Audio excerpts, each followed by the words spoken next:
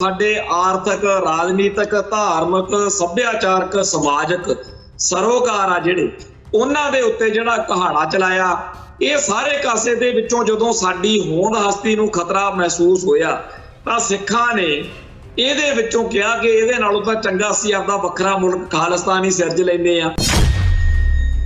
ਪਹਿਲਾਂ ਤਾਂ ਜਿਹੜੇ ਬੰਦੇ ਸਾਡੀ ਕੌਮ ਦੇ ਮਰਦੇ ਸੀ ਉਹਨਾਂ ਨੂੰ ਕੌਮ ਦੇ ਜੁਝਾਰੂ ਜਾਂ ਸ਼ਹੀਦ ਹੋਣ ਦੇ ਕਰਕੇ ਸਤਿਕਾਰ ਮਿਲਦਾ ਸੀ।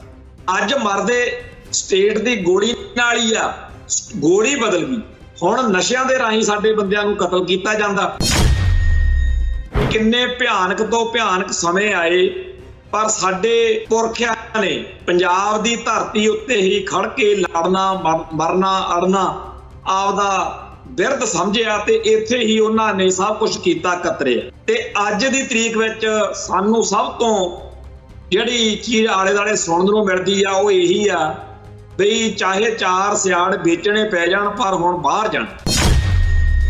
ਸਾਡੀ ਕੌਮ ਦੇ ਬਹੁਤੇ ਲੋਕ ਤਾਂ ਕਦੇ ਛੇਤੀ ਕਿਤੇ ਸਮਝ ਵੀ ਨਹੀਂ ਸਕਦੇ। ਉਹਨਾਂ ਨੂੰ ਲੱਗਦਾ ਹੈ ਵੀ ਇਹ ਜਿਹੜੀ ਯੂਪੀ ਬਿਹਾਰ ਤੋਂ ਇੱਥੇ ਆਬਾਦੀ ਵੱਧ ਰਹੀ ਆ ਇਹ ਇੱਕ ਸੁਧਾਰਨ ਵਰਤਾਰਾ, ਏਡੀ ਕੋਈ ਗੱਲ ਨਹੀਂ। ਪਰ ਉਹਨਾਂ ਨੂੰ ਨਹੀਂ ਸਮਝ ਕਿ ਸਾਡੀ ਕੌਮ ਦੇ ਲਈ ਇਹੋ ਜਿਹੇ ਹਾਲਾਤ ਬਣਾਏ ਜਾ ਰਹੇ ਆ ਕਿ ਅਸੀਂ ਪੰਜਾਬ ਛੱਡ ਕੇ ਭੱਜੀਏ। ਸਿੱਖਾਂ ਦੇ ਬੱਚੇ ਹੀ ਉੱਠ ਕੇ ਆਪਦੇ ਧਰਮ ਬਾਰੇ, ਧਰਮ ਦੀਆਂ ਰਵਾਇਤਾਂ ਬਾਰੇ ਬਹੁਤ ਹੀ ਜ਼ਿਆਦਾ ਨੈਗੇਟਿਵਿਟੀ ਨਾਲ ਭਰੇ ਹੋਏ ਵਿਚਾਰ ਜਦੋਂ ਲਿਖਦੇ ਆ ਤਾਂ ਸੈਲਫ ਹੇਟ ਦੀ ਸਮਝ ਲੱਗਦੀ ਆ ਕਿ ਕਿਵੇਂ ਇਹਨਾਂ ਨਿਆਣਿਆਂ ਨੂੰ ਸਕੂਲਾਂ ਜਾਂ ਕਾਲਜਾਂ ਜਾਂ ਆਲੇ ਦੁਆਲੇ ਚੋਂ ਉਹ ਮਾਹੌਲ ਦਿੱਤਾ ਜਾ ਰਿਹਾ ਕਿ ਸਿੱਖ ਨੂੰ ਆਪਦੇ ਧਰਮ ਉੱਤੇ ਫਖਰ ਨਾ ਹੋਵੇ, ਉਲਟਾ ਸਿੱਖ ਸੈਲਫ ਹੇਟ ਦਾ ਸ਼ਿਕਾਰ ਹੋਵੇ। ਪੰਜਾਬ ਦੀ ਧਰਤੀ ਉੱਤੇ ਬੇਸ਼ੁਮਾਰ ਇਹੋ ਜਿਹੇ ਯੋਧੇ ਸੂਰਮੇ ਮੌਜੂਦ ਨੇ ਜਿਨ੍ਹਾਂ ਦੇ ਉੱਤੇ ਚਰਚਾ ਹੋਣੀ ਚਾਹੀਦੀ ਆ, ਪਰ ਅਗਲੇ ਕਹਿੰਦੇ ਆ ਨਹੀਂ ਅਸੀਂ ਤੁਹਾਨੂੰ ਚਮਕੀਲਾ ਹੀਰੋ ਬਣਾ ਕੇ ਦੇਣਾ, ਤੁਸੀਂ ਚਮਕੀਲੇ ਦੇ ਗਾਣੇ ਸੁਣਿਆ ਕਰੋ, ਚਮਕੀਲੇ ਦੀ ਗੰਦਗੀ ਤੁਹਾਡੇ ਲਈ ਜ਼ਰੂਰੀ ਹੈ। ਉਸੇ ਦਲਜੀਤ ਦੋਸਾਂਝ ਨੇ ਜੇਕਰ ਭਾਈ ਜਸਵੰਤ ਸਿੰਘ ਖਾਲੜਾ ਉੱਤੇ ਫਿਲਮ ਬਣਾਈ, ਉਹਨੂੰ ਰੋਕੀ ਬੈਠੇ ਆ ਕਿ ਭਾਈ ਜਸਵੰਤ ਸਿੰਘ ਖਾਲੜਾ ਤੋਂ ਪ੍ਰੇਰਨਾ ਨਾ ਲੈ ਲੈਣ ਪੰਜਾਬ ਦੇ ਸਿੱਖ, ਤੇ ਚਮਕੀਲਾ ਜਿਹੜਾ ਹੈ ਉਹ ਦਿੱਤਾ ਜਾ ਰਿਹਾ। ਟੀਵੀ 84 ਉੱਤੇ ਪ੍ਰੋਗਰਾਮ ਖਬਰ ਦੀ ਖਬਰ ਦੇਖ ਰਿਹਾ ਸਾਰੇ ਦਰਸ਼ਕਾਂ ਨੂੰ ਮੈਂ ਸਰਬਜੀਤ ਸਿੰਘ ਘੁਮਾਣ ਫਤਿਹ ਅਰਜ ਕਰਦਾ ਜੀ। ਵਾਹਿਗੁਰੂ ਜੀ ਕਾ ਖਾਲਸਾ, ਵਾਹਿਗੁਰੂ ਜੀ ਕੀ ਫਤਿਹ। ਆਪਾਂ ਇਸ ਪ੍ਰੋਗਰਾਮ ਦੇ ਵਿੱਚ ਅਕਸਰ ਹੀ ਖਬਰ ਦੀ ਖਬਰ ਜਦੋਂ ਚਰਚਾ ਕਰਦੇ ਹਾਂ ਤੇ ਸਾਡਾ ਮੁੱਖ ਨਿਸ਼ਾਨਾ ਇਹ ਹੁੰਦਾ ਕਿ ਖਾਲਸਾ ਪੰਥ ਨੂੰ, ਸਿੱਖ ਕੌਮ ਨੂੰ ਜੋ ਉਲਝਣਾਂ ਨੇ, ਸਮੱਸਿਆਵਾਂ ਨੇ ਤੇ ਜਿਸ ਤਰੀਕੇ ਦੇ ਘੁੰਮਣ ਘੇਰੀ ਵਿੱਚ ਆਪਾਂ ਫਸੇ ਹੋਏ ਆ ਉਹਦੇ ਬਾਰੇ ਚਰਚਾ ਕਰੀਏ। ਪਰ ਚਰਚਾ ਕਰਨ ਦਾ ਸਾਡਾ ਅਰਥ ਇਕੱਲਾ ਇਹ ਨਹੀਂ ਵੀ ਗੱਲਾਂ ਦੀ ਜਾਦੂਗਰੀ, ਗੱਲਾਂ ਦੀ ਬਾਜੀਗਰੀ ਇਹ ਕਰਕੇ ਸਾਰ ਲਈਏ। ਸਾਡਾ ਭਾਵ ਇਸ ਤੋਂ ਅੱਗੇ ਤੱਕ ਹੁੰਦਾ ਵੀ ਕੁਝ ਹੱਲ ਵੀ ਹੋਣਾ ਚਾਹੀਦਾ। ਹੱਲ ਵੱਲ ਨੂੰ ਤੁਰਨਾ ਕਿਸੇ ਸਮੱਸਿਆ ਦਾ ਹੱਲ ਹੁੰਦਾ। ਤੇ ਜੇਕਰ ਕਦੀਆਂ ਗੱਲਾਂ ਕਰੀ ਜਾਈਏ, ਜੇਕਰ ਗੌੜ ਕਰੀ ਜਾਈਏ, ਖੰਡ ਕਰੀ ਜਾਈਏ, ਫਿਰ ਮੂੰਹ ਨਹੀਂ ਮਿੱਠਾ ਹੁੰਦਾ। ਗੁੜ ਜਾਂ ਖੰਡ ਜਾਂ ਕੋਈ ਮਿੱਠੀ ਚੀਜ਼ ਮੂੰਹ ਵਿੱਚ ਪਾ ਕੇ ਫੇਰ ਹੀ ਮੂੰਹ ਦੇ ਵਿੱਚ ਮਿਠਾਸ ਦਾ ਜਿਹੜਾ ਸਵਾਦ ਆ, ਆਨੰਦ ਆ, ਉਹ ਲਿਆ ਜਾ ਸਕਦਾ। ਸੋ ਅਸੀਂ ਜਦੋਂ ਇਸ ਪ੍ਰੋਗਰਾਮ ਦੇ ਵਿੱਚ ਵੱਖ-ਵੱਖ ਮਸਲਿਆਂ, ਮੁੱਦਿਆਂ, ਵਿਅਕਤੀਆਂ ਦੇ ਰਾਹੀਂ ਕੋਈ ਚਰਚਾ ਛੇੜਦੇ ਆ, ਉਹਦੇ ਪਿੱਛੇ ਜਿਹੜਾ ਕੇਂਦਰੀ ਨੁਕਤਾ ਉਹ ਇਹੀ ਆ ਕਿ ਅਸੀਂ ਇੱਕ ਗੁਲਾਮ ਕੌਮ ਆ। ਸਾਡੀ ਹੋਂਦ ਹਸਤੀ ਬਹੁਤ ਭਾਰੀ ਖਤਰੇ ਹੇਠ ਆ ਤੇ ਹਮੇਸ਼ਾ ਬੰਦੇ ਉਹ ਮਰਵਾਉਂਦੇ ਹੁੰਦੇ ਆ ਕੌਮਾਂ ਨੂੰ ਜਿਨ੍ਹਾਂ ਦੇ ਪੱਲੇ ਕੱਖ ਨਹੀਂ ਹੁੰਦਾ, ਪਰ ਫੁਕਰੀਆਂ ਮਾਰੀ ਜਾਂਦੇ ਹੁੰਦੇ ਨੇ ਵੀ ਕੁਛ ਨਹੀਂ ਹੁੰਦਾ ਜੀ, ਅਸੀਂ ਬੈਠੇ ਹਾਂ। ਬਹੁਤ ਸਾਰੇ ਬੰਦੇ ਸਾਡੀ ਕੌਮ ਦੇ ਵਿੱਚ ਆਲੇ ਦੁਆਲੇ ਤੁਹਾਨੂੰ ਮਿਲਦੇ ਨੇ ਜਿਨ੍ਹਾਂ ਦਾ ਇਹ ਮੰਨਣਾ ਜਾਂ ਇਹ ਕਹਿਣਾ ਹੁੰਦਾ ਵੀ ਸਤਿਗੁਰੂ ਤੇ ਭਰੋਸਾ ਰੱਖੋ, ਇਹੋ ਜਿਹੀ ਵੀ ਕੋਈ ਤਾਕਤ ਧਰਤੀ ਤੇ ਹੈ ਨਹੀਂ ਜਿਹੜੀ ਗੁਰੂ ਦੇ ਸਾਜੇ ਹੋਏ ਖਾਲਸਾ ਪੰਥ ਨੂੰ ਹੜੱਪ ਕਰ ਜਾਵੇ, ਨਿਗਲ ਜਾਵੇ ਜਾਂ ਸਿੱਖ ਕੌਮ ਨੂੰ ਕੋਈ ਖਤਮ ਕਰ ਜਾਵੇ। ਇਹ ਗੱਲਾਂ ਸੁਣਨ ਨੂੰ, ਕਹਿਣ ਨੂੰ ਬਹੁਤ ਵਧੀਆ ਲੱਗਦੀਆਂ ਨੇ, ਪਰ ਸੱਚਾਈ ਆ ਜਿਹੜੀ, ਹਕੀਕਤ ਆ ਜਿਹੜੀ, ਉਹਦੇ ਤੋਂ ਮੂੰਹ ਮੋੜ ਕੇ ਇਸ ਤਰੀਕੇ ਨਾਲ ਕਰੀ ਜਾਣਾ, ਇਹ ਬ੍ਰਾਹਮਣਵਾਦ ਦਾ, ਵਿਪਰਵਾਦ ਦਾ, ਪਖੰਡਵਾਦ ਦਾ ਹੀ ਇੱਕ ਸੁਧਰਿਆ ਹੋਇਆ ਰੂਪ। ਸਾਨੂੰ ਗੁਰੂ ਨਾਨਕ ਪਾਤਸ਼ਾਹ ਨੇ ਜਦੋਂ ਬਾਬਰ ਦੇ ਹਮਲੇ ਵਾਲਾ ਪ੍ਰਸੰਗ ਸਾਡੇ ਸਾਹਮਣੇ ਆਉਂਦਾ ਗੁਰਬਾਣੀ ਦੇ ਰਾਹੀਂ, ਜਿਹੜੀ ਬਾਬੇ ਨਾਨਕ ਨੇ ਉਸ ਮੌਕੇ ਬਾਣੀ ਰਚੀ, ਜਿਹਨੂੰ ਸਾਡੇ ਕਈ ਭਰਾ ਬਾਬਰ ਬਾਣੀ ਵੀ ਕਹਿਣ ਲੱਗ ਪਏ। ਬਾਬਰ ਦੀ ਕਿਹੜੀ ਬਾਣੀ ਹੋਈ, ਬਾਬਰ ਦੇ ਮੁਤਲਕ ਕਿਹੜੀ ਬਾਣੀ ਹੋਈ? ਉਹ ਤਾਂ ਅਕਾਲ ਪੁਰਖ ਸਾਹਿਬ, ਅਕਾਲ ਪੁਰਖ ਦੇ ਜਿਹੜੀ ਕਿ ਦਿੱਤੇ ਹੋਏ ਹੁਕਮਾਂ ਦੇ ਤਹਿਤ ਜੈਸੀ ਮੈਂ ਆਵੇ ਖਸਮ ਕੀ ਬਾਣੀ ਤੈਸੜਾ ਕਰੀ ਗਿਆਨ ਵੇ ਲਾਲੋ ਵਾਲੀ ਗੱਲ ਆ, ਉਹ ਬਾਬਰ ਬਾਣੀ ਨਹੀਂ ਹੈ। ਖੈਰ, ਉਹਦੇ ਉੱਤੇ ਸਾਡੀ ਕੌਮ ਦੇ ਵਿਦਵਾਨ ਸੱਜਣ ਆਪਦੀ ਚਰਚਾ ਕਰਦੇ ਕਰਾਉਂਦੇ ਰਹਿੰਦੇ ਆ। ਜਿਹੜੀ ਗੱਲ ਉਸ ਹਮਲੇ ਦੇ ਬਾਰੇ ਲਿਖੀ ਹੋਈ ਸਾਰੀ ਗੁਰਬਾਣੀ ਦੇ ਵਿੱਚੋਂ ਮਿਲਦੀ ਹੈ, ਉਹ ਇਹ ਵੀ ਆ ਇੱਕ, ਜਿਹੜੇ ਪੰਡਤ, ਜਿਹੜੇ ਹਿੰਦੂ ਧਰਮ ਦੇ ਰਹਿਬਰ, ਉਹਨਾਂ ਨੇ ਉਸ ਮੌਕੇ ਇਹ ਲਾਰਾ ਲਾਈ ਰੱਖਿਆ ਵੀ ਮੰਦਰਾਂ ਦੇ ਉੱਤੇ ਹਮਲਾ ਕਰਨ ਆ ਰਹੇ ਇਹ ਜਿਹੜੇ ਕਾਫਰ ਨੇ, ਇਹਨਾਂ ਦਾ ਬਣਦਾ ਦੇਖੋ ਕਿ ਜੇਕਰ ਇਹ ਇੱਧਰ ਨੂੰ ਆਏ ਤਾਂ ਇਹਨਾਂ ਨੇ ਤਾਂ ਅੰਨੇ ਹੋ ਜਾਣਾ ਤੇ ਅਸੀਂ ਬਸ ਮੰਤਰ ਪੜ੍ਹ ਦੇਣਾ ਤੇ ਬਸ ਇਹਨਾਂ ਦਾ ਕੰਮ ਖਤਮ। ਪਰ ਜਦੋਂ ਉਹ ਤਲਵਾਰ ਦੀ ਧਾਰ ਦੇ ਨਾਲ ਅੱਗੇ ਵਧੇ ਤਾਂ ਫਿਰ ਸਾਨੂੰ, ਜਿਵੇਂ ਗੁਰੂ ਸਾਹਿਬ ਦਾ ਹੁਕਮ ਆ, ਸਾਫ਼ ਤੌਰ ਤੇ ਬਾਣੀ 'ਚ ਲਿਖਿਆ ਹੋਇਆ ਵੀ ਕੋਈ ਜਿਹੜਾ ਮੁਗਲ ਸੀ ਉਹ ਅੰਨਾ ਨਹੀਂ ਹੋਇਆ। ਤੇ ਜਿਹੜਾ ਕਹਿੰਦੇ ਸੀਗੇ ਵੀ ਅਸੀਂ ਮੰਤਰ ਨਾਲ ਜਾਂ ਆਪਦਾ ਜਿਹੜਾ ਉਹਨਾਂ ਦਾ ਧਰਮ ਕਰਮ ਦਾ, ਆਪਾਂ ਤਾਂ ਪਖੰਡੀ ਕਵਾਂਗੇ ਵੀ, ਉਹਦੇ ਨਾਲ ਕੁਝ ਵੀ ਉਹਨਾਂ ਦਾ ਸੌਰਿਆ ਨਹੀਂ। ਇਸੇ ਤਰੀਕੇ ਦੀਆਂ ਗੱਲਾਂ ਅੱਜ ਸਾਨੂੰ ਸਮਝਾਈਆਂ ਜਾ ਰਹੀਆਂ ਨੇ ਕਿ ਬਹੁਤਾ ਕੁਝ ਕਰਨ ਕਰਾਉਣ ਦੀ ਲੋੜ ਨਹੀਂ, ਬਸ ਬਾਣੀ ਪੜ੍ਹਿਆ ਕਰੋ ਤੇ ਗੁਰੂ ਸਾਹਿਬ ਦੇ ਸਨਮੁਖ ਅਰਦਾਸ ਕਰਕੇ ਆਰਾਮ ਨਾਲ ਜਾਈ ਲੈ ਕੇ ਪੈ ਜਾ ਕਰੋ। ਉਸ ਗੁਰੂ ਨੂੰ ਹੀ ਫਿਕਰ ਆ, ਉਹਨੇ ਆਪੇ ਸਾਰੇ ਮਸਲੇ ਹੱਲ ਕਰ ਦੇਣੇ। ਹੁਣ ਇਸ ਗੱਲ ਦੇ ਖਿਲਾਫ ਤਾਂ ਸਾਨੂੰ ਸਾਡੇ ਪਾਤਸ਼ਾਹ ਨੇ ਸਮਝਾਇਆ ਵਾ ਵੀ ਆਪ ਉਦਮ ਕਰਨਾ, ਆਪ ਆਪਣਾ ਬਲ ਪੈਦਾ ਕਰਨਾ ਤੇ ਉਹਦੇ ਵਿੱਚੋਂ ਹੀ ਤੁਹਾਡੇ ਧਰਮ ਦੀ, ਤੁਹਾਡੇ ਰਾਜ ਦੀ, ਤੁਹਾਡੇ ਸਾਰੇ ਕਾਸੇ ਦੀ ਜਿਹੜੀ ਰਾਖੀ ਤੇ ਉਹਦੀ ਪ੍ਰਚੰਡਤਾ ਹੋਣੀ ਆ। ਤੇ ਕੋ ਕਿਸੇ ਕੋ ਰਾਜ ਨਾ ਦੇ ਹੈ ਜੋ ਲੈ ਹੈ ਨਿਜ ਬਲ ਸੇ ਲੈ ਹੈ, ਆਪਣੇ ਅੰਦਰ ਬਲ ਪੈਦਾ ਕਰੋ। ਸੋ ਜਿਹੜੇ ਸੱਜਣ ਸਾਨੂੰ ਭਰਮਾਉਂਦੇ ਆ ਕਿ ਜੀ ਕੁਛ ਕਰਨ ਦੀ ਲੋੜ ਨਹੀਂ, ਬਸ ਪਾਠ ਕਰਕੇ ਬਾਣੀ ਪੜ੍ਹ ਕੇ ਨਿਤਨੇਮ ਕਰਕੇ ਉਹ ਤੋਂ ਵੱਧ ਵੀ ਬਾਣੀ ਪੜ੍ਹ ਲਓ ਤੇ ਬਾਅਦ ਚ ਅਰਦਾਸ ਕਰਕੇ ਸੱਚੇ ਪਾਤਸ਼ਾਹ ਦੇ ਹੱਥ 'ਚ ਡੋਰੀਆਂ ਛੱਡ ਦਿਓ। ਇਹੋ ਜਿਹੀਆਂ ਬਹੁਤ ਸਾਰੀਆਂ ਸਾਖੀਆਂ, ਇਹੋ ਜਿਹੀਆਂ ਬਹੁਤ ਸਾਰੀਆਂ ਅਦਭੁਤ ਗੱਲਾਂ ਸੁਣਾ ਕੇ ਸਾਨੂੰ ਟਰਕਾਇਆ ਜਾਂਦਾ ਵੀ ਤੁਸੀਂ ਕੁਛ ਕਰੋ ਨਾ। ਪਰ ਏਦਾਂ ਮਾਮਲੇ ਹੱਲ ਨਹੀਂ ਹੁੰਦੇ। ਜਿਹੜੇ ਮਾਮਲੇ ਬਾਣੀ ਤੇ ਬਾਣੇ ਨਾਲ, ਧਰਮ ਨਾਲ ਜਾਂ ਹੋਰ ਸਾਰੇ ਕਾਸੇ ਨਾਲ ਸੰਬੰਧਿਤ ਨੇ, ਉਹਦੇ ਪਿੱਛੇ ਸਿੱਧੀ ਜੀ ਦੁਸ਼ਮਣ ਦੀ ਭਾਵਨਾ ਵਾ ਕਿ ਸਿੱਖੀ ਨੂੰ ਮਿਟਾਉਣਾ ਹੈ। ਸਿੱਖੀ ਨੂੰ ਮਿਟਾਉਣ ਲਈ ਦਿੱਲੀ, ਨਾਗਪੁਰ ਦੀ ਭਾਵਨਾ ਤੇ ਅੱਗੇ ਇੱਕ ਹੋਰ ਚੀਜ਼ ਆ ਵੀ ਜਿਹੜਾ ਪੰਜਾਬੀ ਹਿੰਦੂ ਆ, ਉਹਦੇ ਦਿਮਾਗ 'ਚ ਵੀ ਇਹ ਕੀੜਾ ਬੜਿਆ ਹੋਇਆ ਕਿ ਜੇ ਪੰਜਾਬ ਦੇ ਵਿੱਚ ਪੰਜਾਬੀ ਬੋਲਣ ਵਾਲਿਆਂ ਦੀ ਗਿਣਤੀ ਘਟਾਈ ਜਾਵੇ, ਹਿੰਦੀ ਬੋਲਣ ਵਾਲਿਆਂ ਦੀ ਗਿਣਤੀ ਵੱਧ ਜਾਵੇ, ਯੂਪੀ, ਬਿਹਾਰ ਤੇ ਹੋਰਨਾਂ ਸਾਰੇ ਖਿੱਤਿਆਂ ਤੋਂ ਵੱਧ ਲੋਕ ਇੱਥੇ ਆਉਣ, ਲੇਬਰ ਕਰਨ, ਚਾਹੇ ਭਿਖਾਰੀ ਬਣਨ, ਚਾਹੇ ਦੁਕਾਨਾਂ ਤੇ ਕੰਮ ਸਿੱਖ ਕੇ ਲੱਗਣ, ਪੰਜਾਬ ਦੇ ਵਿੱਚ ਪੰਜਾਬੀ ਬੋਲਣ ਵਾਲਾ ਨਹੀਂ ਕੋਈ ਹੋਣਾ ਚਾਹੀਦਾ, ਇੱਥੇ ਹਿੰਦੀ ਬੋਲਣ ਵਾਲੇ ਹੋਣੇ ਚਾਹੀਦੇ ਆ। ਇਹ ਨਾਗਪੁਰ ਦੀ ਜਾਂ ਦਿੱਲੀ ਦੀ ਨੀਤੀ ਤਾਂ ਹੈਗੀ ਹੋਈ ਆ, ਪਰ ਪੰਜਾਬੀ ਹਿੰਦੂ ਨੇ ਇਸ ਨੀਤੀ ਨੂੰ ਪੂਰਨ ਤੌਰ ਤੇ ਫੜ ਕੇ ਆਪਦੇ ਨਾਲ ਗਲ ਨਾਲ ਲਾਇਆ ਹੋਇਆ ਤੇ ਸਭ ਤੋਂ ਵੱਡੀ ਗਿਣਤੀ ਵਿੱਚ ਇਹ ਜਿਹੜਾ ਪੰਜਾਬੀ ਹਿੰਦੂ ਆ, ਇਹ ਗੈਰ ਪੰਜਾਬੀਆਂ ਨੂੰ ਇੱਥੇ ਵਸਾਉਣ ਦੇ ਵਿੱਚ ਸਭ ਤੋਂ ਮੋਹਰੀ ਹੋ ਕੇ ਲੱਗਿਆ ਹੋਇਆ। ਪਹਿਲਾਂ ਪਹਿਲ ਖੇਤੀ ਦੇ ਕੰਮਾਂ ਦੇ ਵਿੱਚ ਯੂਪੀ, ਬਿਹਾਰ ਦੇ ਬੰਦੇ ਜਦੋਂ ਆਉਣ ਲੱਗੇ, ਉਹ ਇੱਥੇ ਕੁਝ ਟਾਈਮ ਲਈ ਆਉਂਦੇ ਸੀ, ਹਾੜੀ ਸੋਣੀ ਕੰਮ ਕਰਕੇ ਚਲੇ ਜਾਂਦੇ ਸੀ, ਉਹ ਕਹਾਣੀ ਕੁਛ ਹੋਰ ਸੀ। ਉਦੋਂ ਸਾਡੇ ਵੀ ਪੰਜਾਬ ਤੋਂ ਜਿਹੜੇ ਸਾਡੇ ਭਾਈਚਾਰੇ ਦੇ ਲੋਕ, ਖਾਸ ਤੌਰ ਤੇ Dubai, Muscat, Abu Dhabi, Iran, Iraq, ਇਹਨਾਂ ਅਰਬ ਮੁਲਕਾਂ 'ਚ ਜਾਂਦੇ ਸੀ ਤੇ 4 ਪੈਸੇ ਕਮਾ ਕੇ ਉਹ ਵੀ ਵਾਪਸ ਆ ਜਾਂਦੇ ਸੀ। ਉਦੋਂ ਇਹ ਰੁਜ਼ਗਾਰ ਦੀ ਭਾਲ 'ਚ ਇਸ ਤਰੀਕੇ ਨਾਲ ਯੂਪੀ, ਬਿਹਾਰ ਦੇ ਲੋਕਾਂ ਦਾ ਪੰਜਾਬ ਆਉਣਾ ਜਾਂ ਪੰਜਾਬ ਦੇ ਲੋਕਾਂ ਦਾ ਦੂਜੇ ਰਾਜਾਂ ਨੂੰ ਜਾਣਾ ਇੰਨੀ ਕੁ ਗੱਲ ਸੀ। ਪਰ ਹੁਣ ਹਾਲਾਤ ਬਦਲ ਚੁੱਕੇ ਆ। ਹੁਣ ਤਾਂ ਮਾਈਗ੍ਰੇਸ਼ਨ ਨੂੰ ਵੀ ਕਿਸੇ ਖਾਸ ਖਿੱਤੇ ਦੇ ਵਿੱਚ ਕਿਸੇ ਖਾਸ ਧਰਮ ਨਾਲ ਸੰਬੰਧਿਤ ਲੋਕਾਂ ਨੂੰ, ਖਾਸ ਬੋਲੀ ਅਤੇ ਖਾਸ ਸੱਭਿਆਚਾਰ ਨਾਲ ਸੰਬੰਧਿਤ ਲੋਕਾਂ ਨੂੰ ਭਜਾਉਣਾ ਤੇ ਉਹਦੀ ਥਾਂ ਦੇ ਉੱਤੇ ਉਸ ਧਰਮ, ਬੋਲੀ ਅਤੇ ਸੱਭਿਆਚਾਰ ਦੇ ਬਿਲਕੁਲ ਉਲਟ ਲੋਕਾਂ ਨੂੰ ਉੱਥੇ ਵਸਾਉਣਾ, ਇਹ ਇੱਕ ਹਥਿਆਰ ਵਾ। ਔਰ ਸਾਡੀ ਕੌਮ ਦੇ ਬਹੁਤੇ ਲੋਕ ਤਾਂ ਕਦੇ ਛੇਤੀ ਕਿਤੇ ਸਮਝ ਵੀ ਨਹੀਂ ਸਕਦੇ। ਉਹਨਾਂ ਨੂੰ ਲੱਗਦਾ ਹੈ ਵੀ ਇਹ ਜਿਹੜੀ ਯੂਪੀ ਬਿਹਾਰ ਤੋਂ ਇੱਥੇ ਆਬਾਦੀ ਵੱਧ ਰਹੀ ਆ, ਇਹ ਇੱਕ ਸੁਧਾਰਨ ਵਰਤਾਰਾ, ਏਡੀ ਕੋਈ ਗੱਲ ਨਹੀਂ। ਪਰ ਉਹਨਾਂ ਨੂੰ ਨਹੀਂ ਸਮਝ ਕਿ ਸਾਡੀ ਕੌਮ ਦੇ ਲਈ ਇਹੋ ਜਿਹੇ ਹਾਲਾਤ ਬਣਾਏ ਜਾ ਰਹੇ ਆ ਕਿ ਅਸੀਂ ਪੰਜਾਬ ਛੱਡ ਕੇ ਭੱਜੀਏ।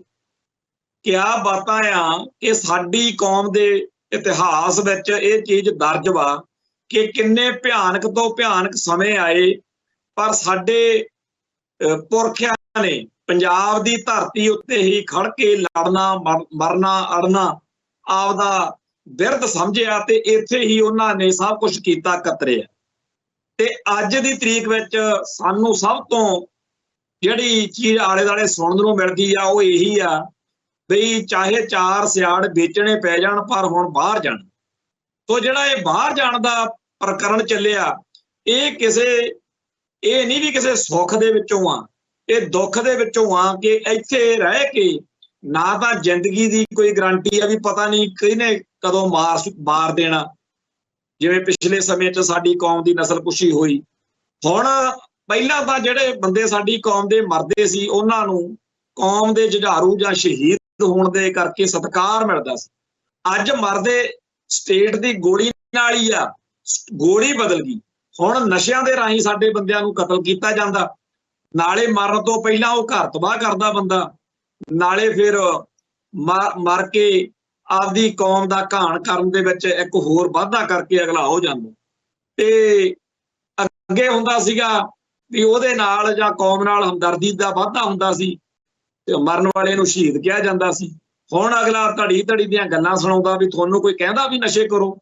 ਤੋਂ ਆਏ ਦਿਨ ਸਾਡੇ ਪੰਜਾਬ ਦੇ ਧੀਆਂ ਪੁੱਤ ਦਿੱਲੀ ਅਤੇ ਨਾਗਪੁਰ ਦੇ ਏਜੰਡੇ ਤਹਿਤ ਨਸ਼ਿਆਂ ਨਾਲ ਮਾਰੇ ਜਾ ਰਹੇ ਨੇ।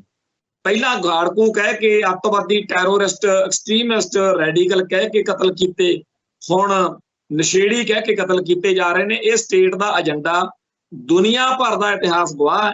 ਜਿੱਥੇ ਜਿੱਥੇ ਵੀ ਲੋਕ ਆਪਦੇ ਹੱਕਾਂ ਲਈ, ਆਜ਼ਾਦੀ ਲਈ ਲੜਨ ਨਿਕਲਦੇ ਆ, ਉੱਥੇ ਫਿਰ ਨਸ਼ਿਆਂ ਦਾ ਦਰਿਆ ਸਰਕਾਰਾਂ ਵਗਾਉਂਦੀਆਂ ਹੁੰਦੀਆਂ ਨੇ। ਤੇ ਸਾਡੀ ਪੰਜਾਬ ਦੀ ਧਰਤੀ ਉੱਤੇ ਆਜ਼ਾਦੀ ਦੀ ਜਿਹੜੀ ਲਹਿਰ ਚੱਲੀ, ਉਦੋਂ ਬਾਅਦ ਵਿੱਚ ਇਹ ਨਸ਼ਿਆਂ ਦਾ ਦਰਿਆ ਇੱਥੇ ਵਗਿਆ। ਇਵੇਂ ਹੀ ਸਾਡੇ ਬੰਦਿਆਂ ਨੂੰ ਬਾਹਰ ਜਦੋਂ 40-40, 50-50 ਲੱਖ ਦੇ ਕੇ ਏਜੰਟਾਂ ਨੂੰ ਜਾਣ ਦਾ ਰਾਹ ਫੜਦੇ ਆ, ਤਾਂ ਡੌਂਕੀ ਲਾ ਕੇ ਜਾਂਦੇ ਹੋਏ ਰਾਹ ਦੇ ਵਿੱਚ ਜੋ ਨਰਕ ਝੱਲਦੇ ਆ, ਜਿਸ ਤਰੀਕੇ ਨਾਲ ਮੌਤਾਂ ਹੋ ਰਹੀਆਂ, ਉਹਦੇ ਬਾਰੇ ਫਿਲਮਾਂ ਵੀ ਬਣ ਰਹੀਆਂ। ਔਰ ਉਹ ਸੱਚਾਈ ਸਾਡੇ ਬਹੁਤ ਸਾਰੇ ਭੈਣ ਭਰਾ ਹੁਣ ਤਾਂ YouTube ਚੈਨਲਾਂ ਦੇ ਰਾਹੀਂ ਵੀ ਬਿਆਨ ਕਰਦੇ ਆ। ਇਹ ਬਾਹਰ ਜਾਣ ਦਾ ਜਿਹੜਾ ਸਾਡੇ ਪੰਜਾਬ ਦੀ ਧਰਤੀ ਤੋਂ ਪਲਾਇਨ ਚੱਲਿਆ, ਇਹ ਦੁਸ਼ਮਣ ਦਾ ਏਜੰਡਾ ਆ। ਬੇਸ਼ੱਕ ਆਪਾਂ ਸਮਝੀਏ ਕਿ ਅਸੀਂ ਆਪ ਕਰਦੇ ਹਾਂ, ਪਰ ਉਹ ਇਹੋ ਜਿਹਾ ਮਾਹੌਲ ਸਿਰਜਦੇ ਆ ਕਿ ਸਾਨੂੰ ਇਸ ਗੱਲ ਦੀ ਸਮਝ ਨਹੀਂ ਲੱਗਦੀ। ਜਿਵੇਂ ਯੂਪੀ ਬਿਹਾਰ ਤੋਂ ਬੰਦਿਆਂ ਦਾ ਆਉਣਾ ਇੱਕ ਏਜੰਡਾ ਆ, ਉਵੇਂ ਇੱਥੋਂ ਬੰਦਿਆਂ ਨੂੰ, ਸਿੱਖਾਂ ਨੂੰ ਭਜਾਉਣ ਦਾ ਵੀ ਏਜੰਡਾ ਆ। ਖੈਰ, ਮੋਟੇ ਤੌਰ ਤੇ ਗੱਲ ਇਹ ਆ ਕਿ ਪੰਜਾਬ ਦਾ ਡੈਮੋਗ੍ਰਾਫਿਕ, ਜੀਓਪੋਲੀਟੀਕਲ ਸਾਰਾ ਸਿਨੈਰੀਓ ਬਦਲਣ ਦੇ ਲਈ ਇਹ ਸਾਰਾ ਕੁਝ ਕੀਤਾ ਜਾ ਰਿਹਾ। ਪੰਜਾਬੀ ਹਿੰਦੂ ਨੂੰ ਇਹ ਲੱਗਦਾ ਕਿ ਜੇਕਰ ਇੱਥੇ ਸਿੱਖੀ ਅਤੇ ਸਿੱਖਾਂ ਦਾ, ਪੱਗਾਂ ਦਾੜੇ ਵਾਲਿਆਂ ਦਾ ਇੰਨਾ ਜ਼ਿਆਦਾ ਡੋਮੀਨੈਂਸੀ ਰਹੂਗੀ, ਪ੍ਰਭਾਵ ਰਹੂਗਾ, ਇਹਨਾਂ ਦਾ ਇੱਥੇ ਧੜੱਲਾ ਰਹੂਗਾ, ਤਾਂ ਇਹ ਕੰਮ ਬਹੁਤ ਗਲਤ ਵਾ। ਪੰਜਾਬ ਤਾਂ ਯੂਪੀ ਬਿਹਾਰ ਤੇ ਹੋਰਨਾਂ ਸੂਬਿਆਂ ਵਰਗਾ ਹੀ ਸੂਬਾ ਹੋਣਾ ਚਾਹੀਦਾ। ਪੰਜਾਬ ਦੀ ਧਰਤੀ ਉੱਤੇ ਵੀ ਪੱਗਾਂ ਦਾੜਿਆਂ ਵਾਲਿਆਂ ਦੀ ਥਾਂ ਤੇ ਰੋਡੇ ਭੋਡੇ, ਘੋਰ-ਮੋਨ, ਜਿਵੇਂ ਭਾਰਤ ਦੇ ਹੋਰਨਾਂ ਸੂਬਿਆਂ ਦੇ ਵਿੱਚ MLA MP ਜਾਂ ਹਰ ਥਾਂ ਦੇ ਉੱਤੇ ਦਫ਼ਤਰਾਂ 'ਚ, ਰੋਡਾਂ ਸੜਕਾਂ ਦੇ ਉੱਤੇ ਘੋਰ-ਮੋਨ ਲੋਕ ਨੇ, ਉਵੇਂ ਪੰਜਾਬ ਤੋਂ ਹੋਣੇ ਚਾਹੀਦੇ ਨੇ। ਤੇ ਆ ਜਿਹੜੇ ਸਿੱਖ ਨੇ, ਜਿਹੜੇ ਪੰਜਾਬ ਦੀ ਧਰਤੀ ਉੱਤੇ ਪੰਥ ਦੀ, ਕੌਮ ਦੀ, ਧਰਮ ਦੀ ਜਿਹੜੀ ਪ੍ਰਦਰਸ਼ਨੀ ਦੀ ਆ, ਕਿਉਂਕਿ ਬੰਦੇ ਨੂੰ ਦੇਖ ਕੇ ਪਤਾ ਲੱਗ ਜਾਂਦਾ ਵੀ ਸਿੱਖ ਖੜਾ, ਤੇ ਦੂਜੇ ਪਾਸੇ ਇਹ ਕੌਮ ਦੀ ਚੜ੍ਹਦੀ ਕਲਾ ਦੀ ਗੱਲ ਕਰਦੇ ਆ, ਤੇ ਇਹ ਜਿਹੜੇ ਨੇ ਆਪਦੀ ਆਇਡੈਂਟੀਟੀ ਵੀ ਤਿਆਗਣ ਤੇ ਹੋ ਸਕੇ ਤਾਂ ਖਤਮ ਹੀ ਹੋ ਜਾਣ। ਸੋ ਜਿਹੜਾ ਪੰਜਾਬੀ ਹਿੰਦੂ ਆ, ਉਹਦੇ ਦਿਲ ਦਿਮਾਗ ਵਿੱਚ ਇਹ ਗੱਲਾਂ ਪਿਛਲੇ 35-40 ਸਾਲ ਦੇ ਵਿੱਚ ਹੌਲੀ-ਹੌਲੀ ਵਸਾਉਂਦੇ ਉਹਨਾਂ ਨੂੰ ਇਸ ਗੱਲ ਲਈ ਮਾਨਸਿਕ ਤੌਰ ਤੇ ਤਿਆਰ ਕਰ ਲਿਆ ਗਿਆ ਵੀ ਇਹ ਜਿਹੜੇ ਪੰਜਾਬ ਦੇ ਸਿੱਖ ਨੇ, ਤੁਹਾਡੇ ਭਾਈ ਭੂਈ ਕੋਈ ਨਹੀਂ ਹੈਗੇ, ਐਵੇਂ ਭਾਈਚਾਰਕ ਸਾਂਝ ਦੀਆਂ ਗੱਲਾਂ ਛੱਡੋ, ਇਹ ਤਾਂ ਜੀ ਅਸੀਂ ਤੁਹਾਨੂੰ ਬਚਾਈ ਬੈਠੇ ਆ, ਦਿੱਲੀ ਵਾਲੇ ਨਹੀਂ ਤੁਹਾਨੂੰ ਇਹ ਬਹੁਤ ਕਤਲ ਕਰਨ, ਤੁਹਾਨੂੰ ਮਾਰ ਦਿੰਦੇ। ਹਾਲਾਂਕਿ ਇਹ ਸਾਰੀ ਦੀ ਸਾਰੀ ਜਿਹੜੀ ਗੱਲ ਹੈ ਇਹ ਝੂਠੀ ਆ।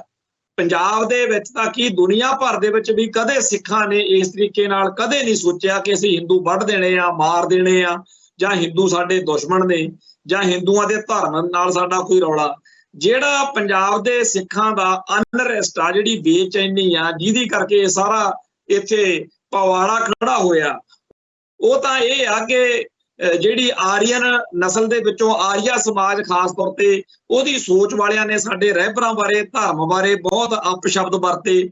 ਸਵਾਮੀ ਦਇਆਨੰਦ ਨੇ ਜਾਂ ਹੋਰਨਾਂ ਰਿਸ਼ੀਆਂ ਮੁਨੀਆਂ ਨੇ ਜੋ ਕੁਝ ਕਿਹਾ ਸਤਿਆਰਥ ਪ੍ਰਕਾਸ਼ ਗ੍ਰੰਥ ਦੇ ਰਾਹੀਂ, ਉਸ ਤੋਂ ਬਾਅਦ ਵਿੱਚ ਸਾਡੀ ਆਇਡੈਂਟੀਟੀ ਦੇ ਖਿਲਾਫ, ਸਾਡੀ ਹੋਂਦ ਹਸਤੀ ਦੇ ਖਿਲਾਫ, ਜਿਵੇਂ ਭਾਰਤ ਦੇ ਸੰਵਿਧਾਨ ਦੇ ਵਿੱਚ ਸਾਨੂੰ ਹਿੰਦੂ ਲਿਖਿਆ ਗਿਆ, ਸਾਨੂੰ ਸਾਡੀ ਵੱਖਰੀ ਪਛਾਣ ਜਿਹੜੀ ਆ ਉਹ ਪਹਿਲਾਂ ਲਿਖਤੀ ਤੌਰ ਤੇ ਖੋਈ ਗਈ, ਫਿਰ ਉਹਨੂੰ ਖੋਰਨ ਦੇ ਲਈ, ਡਿਲੀਟ ਕਰਨ ਦੇ ਲਈ ਜਾਂ ਡਿਲਿਊਟ ਕਰਨ ਦੇ ਲਈ ਵੀ ਉਹਦਾ ਅਸਰ ਘਟਾਓ, ਧੁੰਦਲਾ ਕਰ ਦਿਓ ਸਿੱਖ ਪਛਾਣ ਨੂੰ।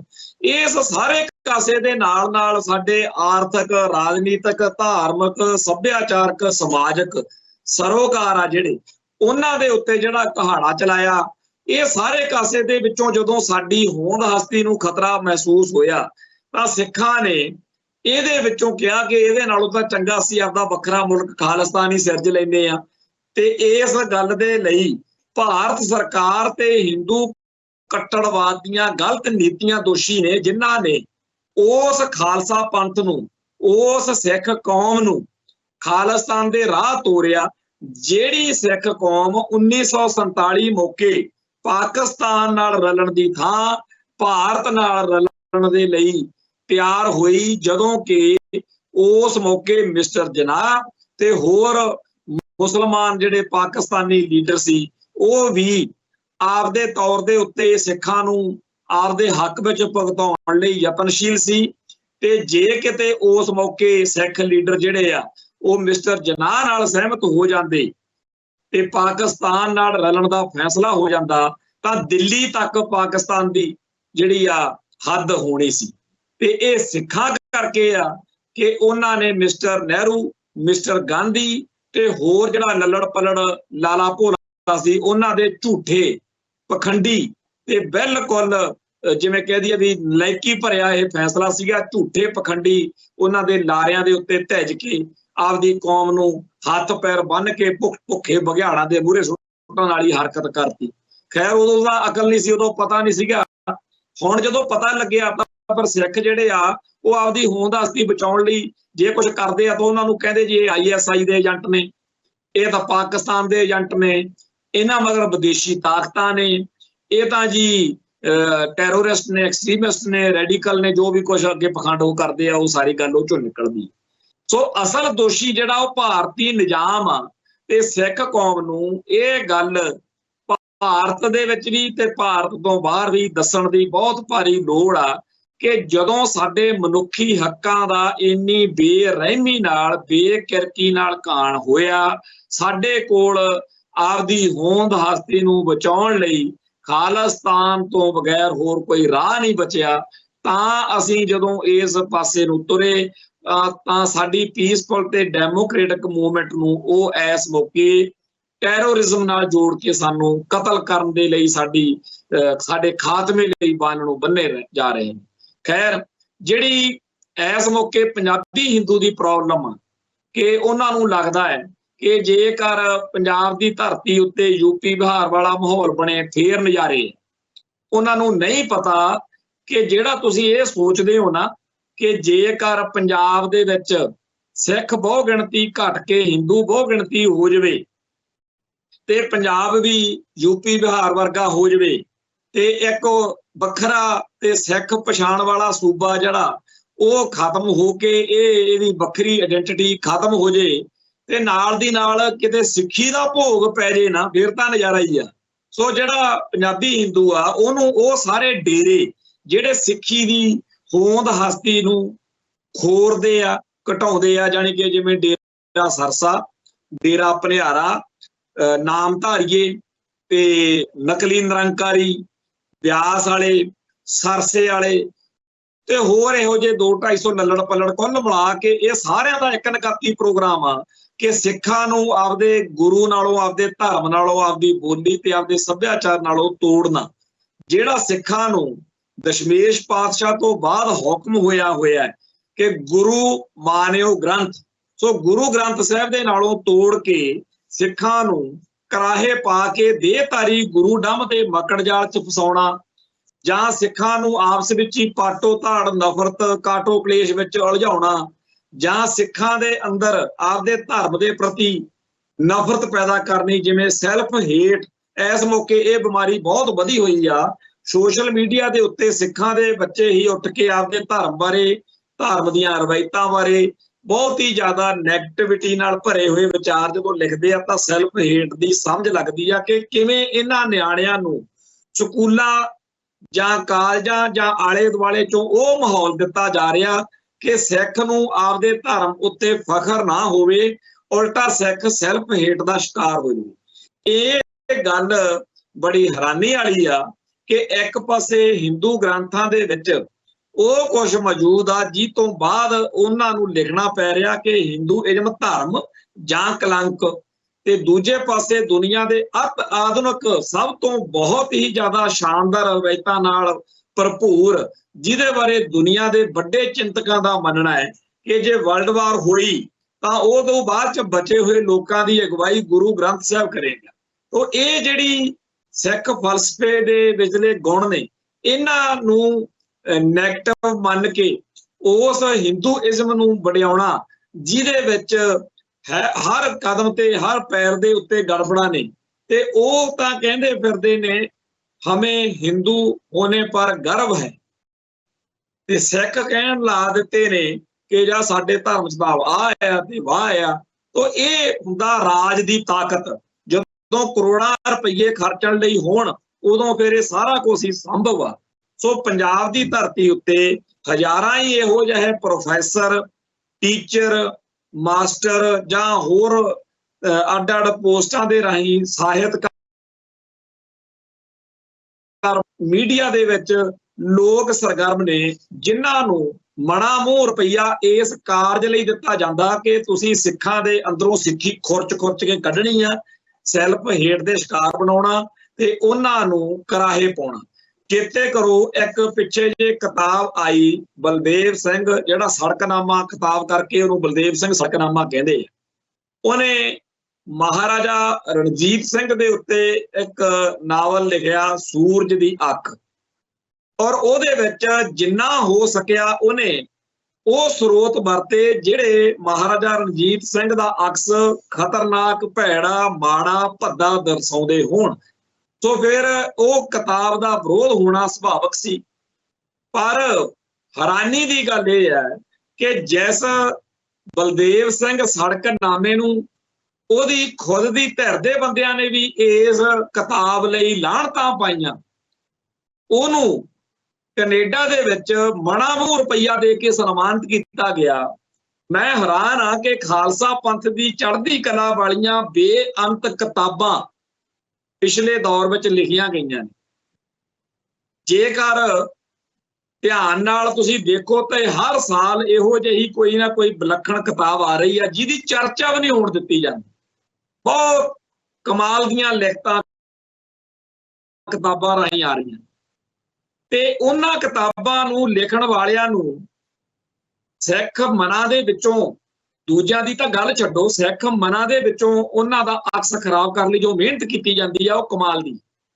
ਇੱਕ ਪਾਸੇ ਸਿੱਖੀ ਦੇ ਖਿਲਾਫ ਲਿਖੀਆਂ ਜਾਂਦੀਆਂ ਕਿਤਾਬਾਂ ਵਡਿਆਈਆਂ ਵੀ ਜਾਂਦੀਆਂ ਨੇ, ਉਹਨਾਂ ਨੂੰ ਮਹਾਨ ਸਾਹਿਤਕਾਰ ਬਣਾ ਕੇ ਉਹਨਾਂ ਨੂੰ ਕਰੋੜਾਂ ਰੁਪਈਏ ਦਿੱਤੇ ਜਾਂਦੇ ਨੇ ਕਿ ਹੋਰ ਲਿਖੋ। ਦੂਜੇ ਪਾਸੇ ਸਿੱਖ ਨਜ਼ਰੀਏ ਤੋਂ ਲਿਖਣ ਵਾਲੀਆਂ ਕਿਤਾਬਾਂ ਨੂੰ, ਲਿਖਣ ਵਾਲਿਆਂ ਨੂੰ ਛੁਟਿਆਇਆ ਜਾਂਦਾ ਤਾਂ ਕਿ ਹੋਰ ਲੋਕ ਇਹ ਕਹਿਣ ਕਿ ਇਸ ਪਾਸੇ ਜਾਣ ਦਾ ਕੀ ਫਾਇਦਾ, ਇੱਧਰ ਤਾਂ ਜੁੱਤੀਆਂ ਪੈਂਦੀਆਂ। ਇੱਕ ਗਲਤ ਤੇ ਪੁੱਠੀ ਚੀਜ਼ ਨੂੰ ਵਡਿਆਉਣਾ, ਸਹੀ ਚੀਜ਼ ਨੂੰ ਛੁਟਿਆਉਣਾ, ਇਹ ਵੀ ਇੱਕ ਤਰੀਕਾ ਹੁੰਦਾ ਕੌਮਾਂ ਦੇ ਉੱਤੇ ਅਟੈਕ ਕਰਨ ਦਾ। ਮੈਂ ਹੈਰਾਨ ਆ ਕਿ ਸਾਡੇ ਸੰਸਾਰ ਭਰ ਦੇ ਵਿੱਚ ਫੈਲੇ ਹੋਏ ਸਿੱਖਾਂ ਦੇ ਵਿੱਚੋਂ ਜਿਹੜਾ ਸਭ ਤੋਂ ਭੈੜਾ, ਮਾੜਾ ਤੇ ਨਿਕੰਮਿਆ ਕਿਸਮ ਦਾ ਸਿੱਖ ਹੁੰਦਾ, ਉਹਨੂੰ ਸਿੱਖਾਂ ਦਾ ਨੁਮਾਇੰਦਾ ਬਣਾ ਕੇ ਪੇਸ਼ ਕੀਤਾ ਜਾਂਦਾ। ਜੇ ਕਿਸੇ ਵੀ ਤਰੀਕੇ ਨਾਲ ਕਿਤੇ ਲੋੜ ਪੈ ਜੇ ਤਾਂ ਸਿੱਖਾਂ ਦੇ ਵਿੱਚੋਂ ਸਭ ਤੋਂ ਮਾੜੀ ਉਦਾਹਰਨ ਚੱਕ ਕੇ ਆ ਜੀ ਸਿੱਖ, ਇਦਾਂ ਦਿਖਾਇਆ ਜਾਂਦਾ। ਸੋ ਜਿਹੜਾ ਇਹ ਸਾਰਾ ਕੁਝ ਚੱਲ ਰਿਹਾ, ਇਹਦੇ ਵਿੱਚ ਪੈਸਾ ਬਹੁਤ ਲੱਗਦਾ। ਤੋ ਸੀਕ੍ਰੇਟ ਫੰਡ ਜਿਹੜਾ ਹੈ ਉਹ ਵਰਤ ਕੇ ਮਣਾ ਮੂੰਹ ਰੁਪਈਆ ਖਰਚ ਕੇ ਸਿੱਖਾਂ ਦੇ ਖਿਲਾਫ ਮਾਹੌਲ ਸਿਰਜਿਆ ਜਾ ਰਿਹਾ। ਤੇ ਜਿਹੜਾ ਪੰਜਾਬੀ ਹਿੰਦੂ ਆ ਉਹਨੂੰ ਵੀ ਇਸ ਨੈਰੇਟਿਵ ਦੇ ਵਿੱਚ ਫਸਾਇਆ ਗਿਆ। ਪਹਿਲਾਂ ਇਸ ਤਰੀਕੇ ਨਾਲ ਨਹੀਂ ਸੀ, ਪਰ ਅੱਜ ਦਾ ਪੰਜਾਬੀ ਹਿੰਦੂ ਜਿਹੜਾ ਹੈ ਉਹਦੇ ਦਿਲ ਦਿਮਾਗ ਵਿੱਚ ਇਹ ਗੱਲ ਪਾ ਦਿੱਤੀ ਗਈ ਆ ਕਿ ਜੇਕਰ ਪੰਜਾਬ ਦੀ ਧਰਤੀ ਉੱਤੇ ਸੁੱਖ ਸ਼ਾਂਤੀ ਤੇ ਭਾਰਤ ਦੀ ਸੁਰੱਖਿਆ ਦੀ ਗਰੰਟੀ ਕਰਨੀ ਆ ਤਾਂ ਸਿੱਖ ਧਰਮ ਖਤਮ ਹੋਵੇ ਜਾਂ ਕਮਜ਼ੋਰ ਹੋਵੇ। ਇੱਥੇ ਯੂਪੀ ਬਿਹਾਰ ਟਾਈਪ ਹਿੰਦੂ ਹਿੰਦੁਸਤਾਨ ਵਾਲੀ ਸੋਚ ਦਾ ਬੋਲਬਾਲਾ ਹੋਵੇ। ਇਸ ਚੱਕਰ ਦੇ ਵਿੱਚ ਇਸ ਮੌਕੇ ਪੰਜਾਬੀ ਹਿੰਦੂ ਜਿਹੜਾ ਹੈ ਉਹ ਸ਼ਾਖਾ ਪੰਜਾਬ ਦੀ ਧਰਤੀ ਉੱਤੇ RSS ਦੀਆਂ ਸ਼ਾਖਾਵਾਂ ਵਿੱਚ ਕਦੇ ਵੀ ਇਸ ਤਰੀਕੇ ਦੇ ਢੋਲ ਢਮੱਕੇ ਨਹੀਂ ਸੀ ਵੱਜਦੇ ਜਿਵੇਂ ਹੁਣ ਵੱਜ ਰਹੇ ਨੇ।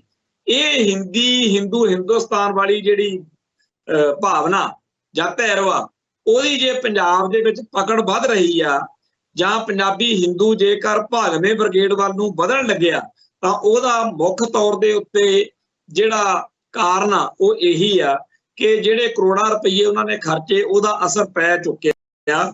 ਸੋ ਅੱਜ ਦੀ ਤਰੀਕ ਵਿੱਚ ਜਿੱਥੇ ਪੰਜਾਬੀ ਹਿੰਦੂ ਇਸ ਤਰੀਕੇ ਨਾਲ ਸੋਚਦਾ ਕਿ ਮੁਲਕ ਦੀ ਰਾਖੀ ਦੀ ਗਰੰਟੀ ਆ, ਇਹ ਜਿਹੜੇ ਪੰਜਾਬ ਦੇ ਸਿੱਖ ਨੇ ਪੱਗਾਂ ਦਾੜੇ ਵਾਲੇ ਜਦੋਂ ਇਹ ਪੰਥਕ ਹੋਣ ਦੀ ਗੱਲ ਕਰਦੇ ਆ ਤਾਂ ਇਹਨਾਂ ਦਾ ਖਤਰਾ ਰਹਿੰਦਾ ਵੀ ਕਿਤੇ ਇਹ ਪਾਕਿਸਤਾਨ ਨਾਲ ਰਲ ਜਾਣ, ਇਹ ਚਾਈਨਾ ਨਾਲ ਨਾ ਰਲ ਜਾਣ। ਸਿੱਖਾਂ ਦੇ ਉੱਤੇ ਇੱਕ ਗਦਾਰੀ ਦਾ ਸਦਾ ਲਈ ਸ਼ੰਕਾ ਕਰਨ ਵਾਲੇ ਕਦੇ ਨਹੀਂ ਚੇਤੇ ਕਰਦੇ ਕਿ ਕਿਵੇਂ ਧੋਤੀ ਪ੍ਰਸ਼ਾਦ ਕਾ ਜਾਊਗਾ, ਜਾਣੀ ਕਿ ਜਦੋਂ ਪਾਕਿਸਤਾਨ ਨਾਲ ਜੰਗ ਹੋਈ ਉਦੋਂ ਇੱਕ ਜੌਂਗਾ ਛੱਡ ਕੇ ਭੱਜ ਗਿਆ ਇਹਨਾਂ ਦਾ ਬਹੁਤ ਵੱਡਾ ਅਫਸਰ, ਤੇ ਉਹਦੇ ਜੌਂਗੇ ਨੂੰ ਅਗਲੇ ਲਾਹੌਰ ਲੈ ਗਏ ਤੇ ਉੱਥੇ ਧੋਤੀ ਪ੍ਰਸ਼ਾਦ ਕੇ ਜੌਂਗੇ ਕੀ ਏਕ ਆਨੇ ਮੇ ਅਸਵਾਰੀ, ਵੀ ਆਓ ਤੁਹਾਨੂੰ ਝੂਠੇ ਦਵਾਈਏ, ਭਾਰਤ ਸਰਕਾਰ ਦੀ ਭਾਰਤੀ ਨਿਜ਼ਾਮ ਦੀ ਇਨਸਲਟ ਕਰ ਲਈ। ਇਵੇਂ ਦਾ ਇੱਕ ਅਫਸਰ ਉਹ ਵੀ ਹੋਇਆ ਜਿਹੜਾ ਚਾਈਨਾ ਨਾਲ ਜੰਗ ਮੌਕੇ ਘੋਲ ਕੇ ਸਾਬਣ ਪੀ ਗਿਆ ਵੀ ਮੈਨੂੰ ਲੂਜ ਮੋਸ਼ਨ ਲੱਗ ਜਾਣਗੇ। ਇਵੇਂ ਦੇ ਹੋਰ ਬੜੇ ਅਫਸਰ ਨੇ ਫੌਜ ਦੇ ਜਿਨ੍ਹਾਂ ਦੇ ਉੱਤੇ ਦੋਸ਼ ਲੱਗੇ ਕਿ ਉਹਨਾਂ ਨੇ ਫੌਜ ਦੇ ਗੁਪਤ ਭੇਤ ਆ ਜਿਹੜੇ ਉਹ ਵੇਚ ਦਿੱਤੇ ਪਾਕਿਸਤਾਨ ਨੂੰ, ਚਾਈਨਾ ਨੂੰ, ਜਾਂ ਇਵੇਂ ਹੀ ਵੱਡੀ ਗਿਣਤੀ ਵਿੱਚ ਮੁਲਕ ਦੇ ਜਿਹੜੇ ਗੁਪਤ ਸੂਚਨਾਵਾਂ ਨੇ ਉਹਨਾਂ ਨੂੰ ਵੇਚਣ ਦੇ ਦੋਸ਼ਾਂ ਤਹਿਤ ਵੱਡੀ ਗਿਣਤੀ ਵਿੱਚ ਭਾਰਤੀ ਹਿੰਦੂ ਜਿਹੜੇ ਨੇ ਉਹ ਫੜੇ ਗਏ ਨੇ। ਇੱਥੋਂ ਤੱਕ ਖਬਰਾਂ ਨੇ ਕਿ ਜਦੋਂ ਜੰਗ ਲੱਗਦੀ ਆ ਉਦੋਂ ਪੰਜਾਬ ਦੇ ਜਿਹੜੇ ਸਿੱਖ ਨੇ ਇਹਨਾਂ ਨੂੰ ਤਾਂ ਇਹ ਹੁੰਦਾ ਕਿ ਚਾਹੇ ਚੰਗਾ ਚਾਹੇ ਮਾੜਾ ਅਸੀਂ ਆਪਦੇ ਹਿੱਤਾਂ ਦੀ ਰਾਖੀ ਕਰਾਂਗੇ। ਜਿਵੇਂ ਜਿਹੜਾ ਜੰਗ ਛਿੜੀ ਤੇ ਜਨਰਲ ਹਰਬਖਸ਼ ਸਿੰਘ ਨੂੰ ਸੁਨੇਹਾ ਲਾਤਾ ਕਿ ਜੀ ਜਿਹੜਾ ਤੁਸੀਂ ਛੱਡ ਕੇ ਸਾਰਾ ਅੰਮ੍ਰਿਤਸਰ ਦਾ ਜ਼ਿਲ੍ਹਾ ਤੇ ਸਾਰਾ ਮਾਝਾ ਤੁਸੀਂ ਬਿਆਸ ਦਰਿਆ ਕੋਲੇ ਆ ਜਾਓ, ਕਿਉਂਕਿ ਇਸ ਖਿੱਤੇ ਵਿੱਚ ਤਾਂ ਹੁਣ ਪਾਕਿਸਤਾਨ ਨਾਲ ਆਪਾਂ ਲੜ ਨਹੀਂ ਸਕਦੇ। ਤੋ ਜਦੋਂ ਇਹ ਸੁਨੇਹਾ ਮਿਲਿਆ ਤਾਂ ਮੇਜਰ ਜਨਰਲ ਹਰਬਖਸ਼ ਸਿੰਘ ਨੇ ਸਾਰੇ ਸਿੱਖ ਫੌਜੀਆਂ ਨੂੰ ਇਕੱਠੇ ਕਰਕੇ ਕਿਹਾ ਕਿ ਪਾਕਿਸਤਾਨ ਦੇ ਜਿੱਤਣ ਜਾਂ ਹਾਰਨ ਦੀ ਗੱਲ ਨਹੀਂ, ਗੱਲ ਇਹ ਆ ਕਿ ਆਪਣੇ ਕੋਲੇ ਸ਼ਸਤਰ ਹੋਣ, ਆਪਣੇ ਕੋਲੇ ਫੌਜ, ਆਪਾਂ ਅਸਲੇ ਨਾਲ ਲੈਸ ਹੋਈਏ ਤੇ ਦਰਬਾਰ ਸਾਹਿਬ ਦੀ ਰਾਖੀ ਕਰਨ ਤੋਂ, ਆਪਣੇ ਪੰਜਾਬ ਦੀ ਧਰਤੀ ਦੀ ਰਾਖੀ ਕਰਨ ਤੋਂ ਆਪਾਂ ਕਿਵੇਂ ਮੁਨਕਰ ਹੋ ਸਕਦੇ ਹਾਂ। ਦੱਸੋ ਕੀ ਉੱਥੇ ਗੱਲ ਇਹ ਨਿਬੜੀ ਕਿ ਛੱਡੋ ਦਿੱਲੀ ਵਾਲੇ ਕੀ ਕਹਿੰਦੇ ਆ, ਅੰਬਾਲਾ ਬ੍ਰਿਗੇਡ ਕੀ ਕਹਿੰਦਾ, ਆਪਾਂ ਆਪਣੀ ਧਰਤੀ ਲਈ ਦਰਬਾਰ ਸਾਹਿਬ ਲਈ ਲੜਾਂਗੇ ਮਰਾਂਗੇ। ਇੱਕ ਪਾਸੇ ਤਾਂ ਉਹ ਚਾ ਭਾਰਤੀਆਂ ਦੀ ਕਿ ਚਾਹੇ ਸਾਬਣ ਘੋਲ ਕੇ ਪੀ ਕੇ ਲੂਜ ਮੋਸ਼ਨ ਕੇ ਲੜਾਈ ਤੋਂ ਬਚਣਾ ਪੈ ਜੇ, ਲੜਾਈ ਨਹੀਂ ਜਾਣਾ।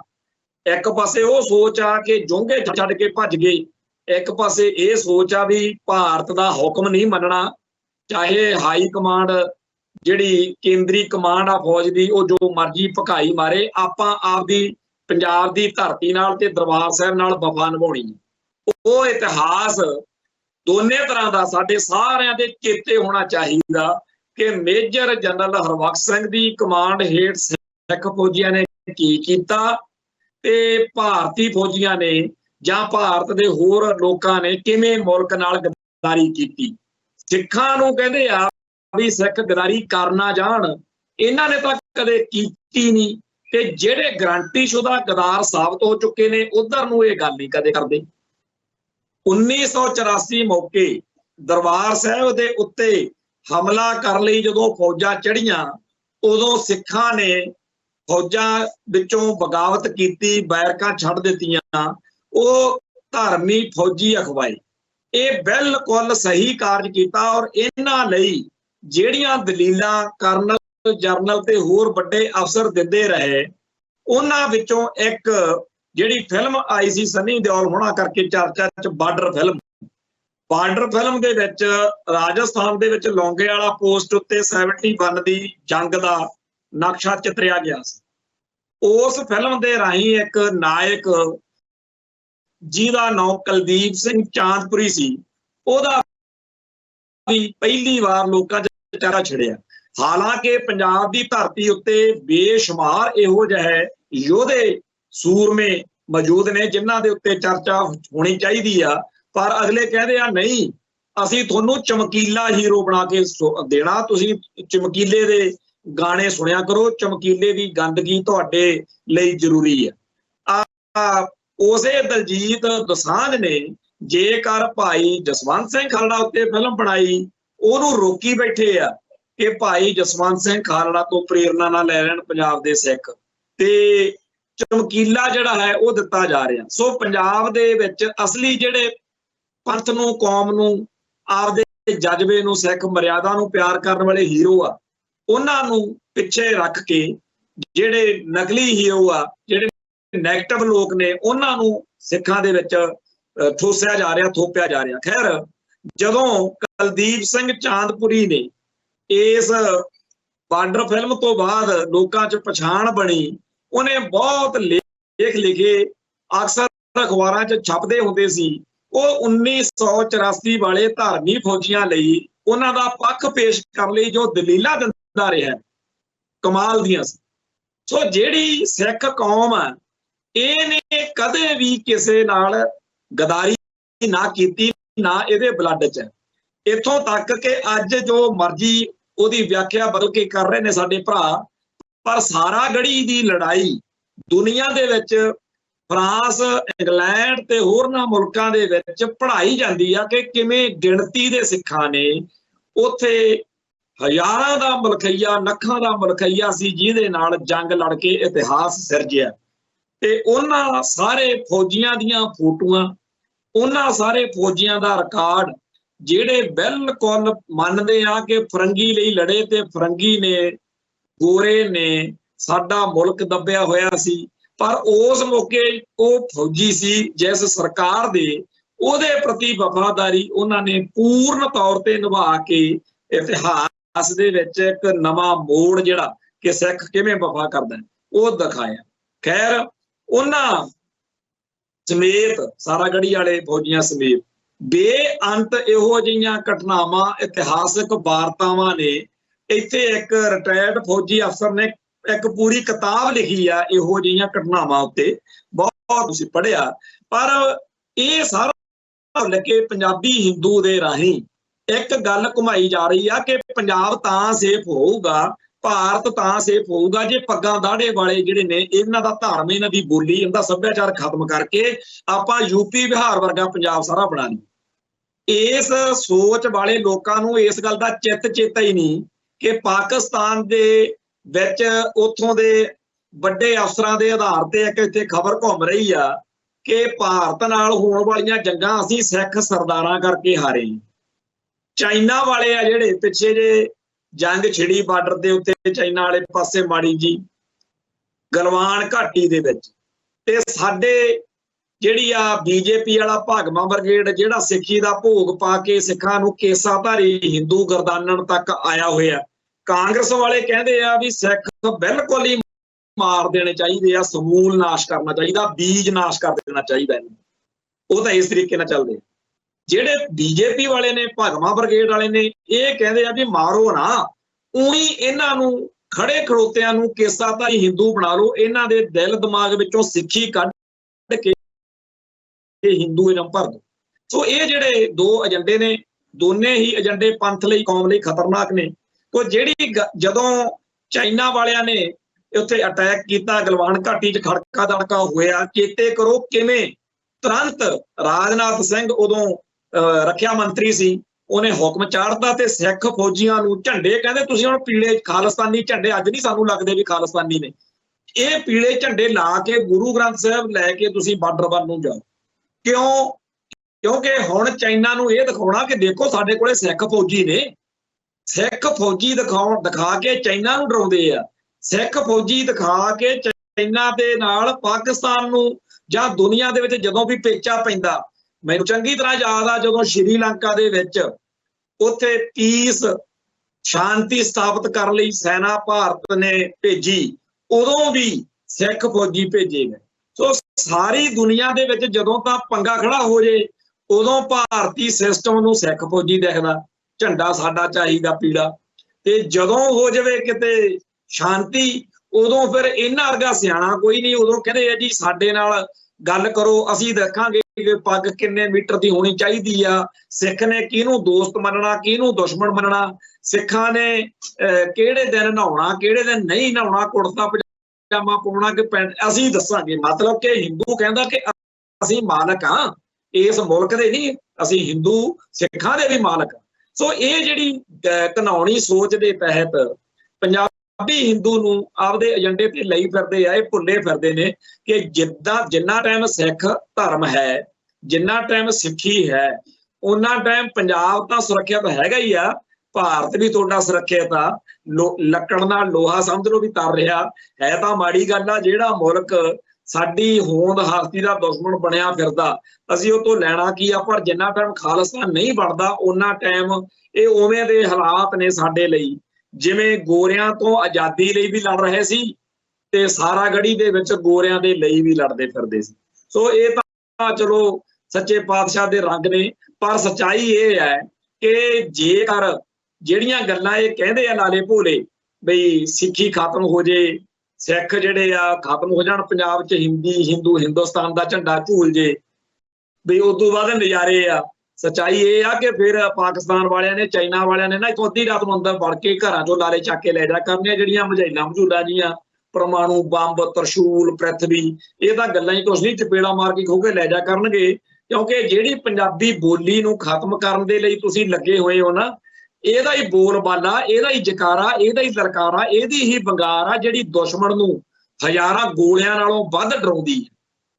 ਇਹ ਹਿੰਦੀ ਵਿੱਚ ਤਾਂ ਜਹਾਲਾ ਤੂੰ ਚਾਵਨੀ ਕਰ ਹੁੰਦੀ ਹੈ, ਫਿਲਮਾਂ ਦੇ ਵਿੱਚ ਹੀ ਆ ਸਨੀ ਦਿਓਲ ਦਾ 2.5 ਕਿਲੋ ਕਾ ਹੱਥ ਹੈ, ਜਦੋਂ ਅਸਲ ਵਿੱਚ ਵਾਹ ਪੈਂਦਾ ਉਹ ਉਦੋਂ ਫਿਰ ਮਾਵਾਂ ਦਾ ਪੁੱਤ ਕੋਈ ਬਿਰਲਾ ਹੀ ਉੱਤੇ ਗੱਲ ਤੇ ਪੂਰਾ ਸਿਰੇ ਚੜ੍ਹਦਾ।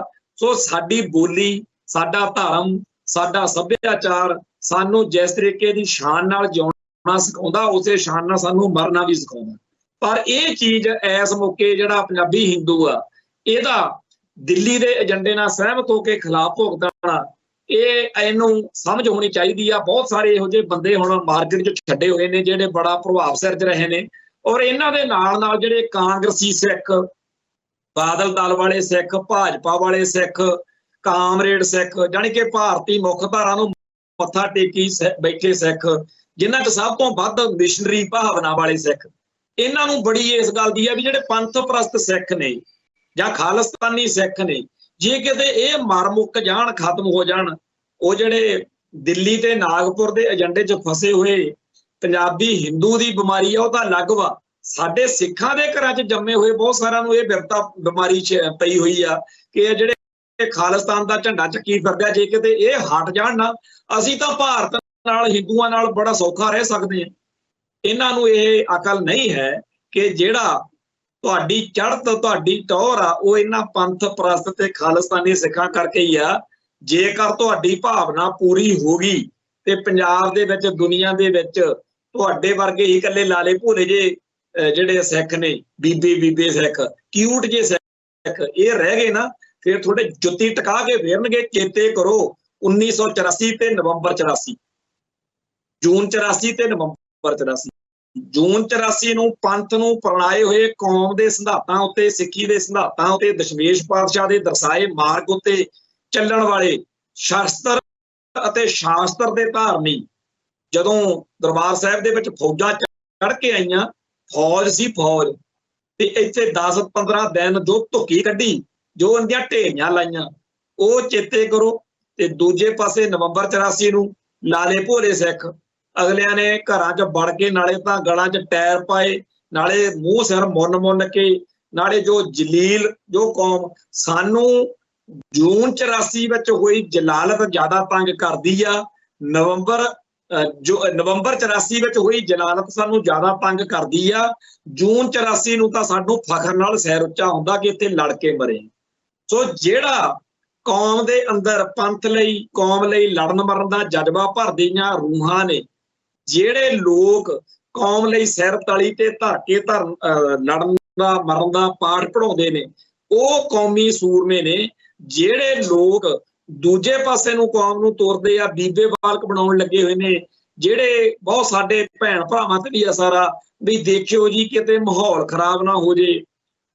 ਇਹ ਗੱਲ ਸਾਨੂੰ ਸਾਰਿਆਂ ਨੂੰ ਚੇਤੇ ਰੱਖਣ ਦੀ ਲੋੜ ਆ ਕਿ ਅਸਲੀ ਜਿਹੜੀ ਸਿੱਖੀ ਆ ਉਹ ਉਹਨਾਂ ਦੇ ਸਿਰ ਤੇ ਹੀ ਆ ਜਿਨ੍ਹਾਂ ਨੂੰ ਕਿਹਾ ਜਾਂਦਾ ਕਿ ਮਾਹੌਲ ਖਰਾਬ ਕਰਦੇ ਆ।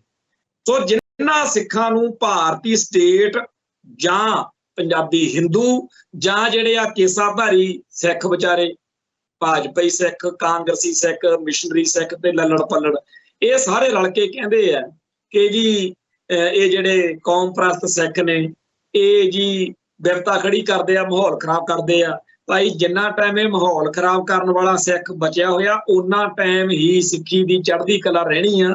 ਅਦਰਵਾਈਜ਼ ਜਿਹੜਾ ਸੱਪ ਹੁੰਦਾ ਨਾ, ਜਦੋਂ ਉਹਦੇ ਕੋਲੇ ਜ਼ਹਿਰ ਨਾ ਹੋਵੇ, ਉਹਦੇ ਫੰਕਾਰੇ ਜਿੰਨੇ ਮਰਜ਼ੀ ਖਤਰਨਾਕ ਹੋਣ, ਕੋਈ ਨਹੀਂ ਡਰਦਾ ਹੁੰਦਾ। ਫਿਰ ਲੋਕ ਜਿਹੜੇ ਨੇ ਨਾ ਉਹਨੂੰ ਰੱਸੀ ਵਾਂਗੂ ਸਮਝਦੇ ਆ ਕਿ ਇਹਦੇ ਨਾਲ ਤਾਂ ਪੱਠੇ ਪੁੱਠੇ ਬੰਨ੍ਹ ਕੇ ਲੈ ਜਾ ਕਰਾਂਗੇ ਘਰ ਨੂੰ।